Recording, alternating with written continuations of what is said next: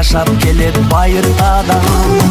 Эне дил ар бир жандын дили болот, эне дил жүрөгүңдүн үнү болот. Билбеген эне дилин маңкурт эли, эл алдына чыгарбаган сүрү болот.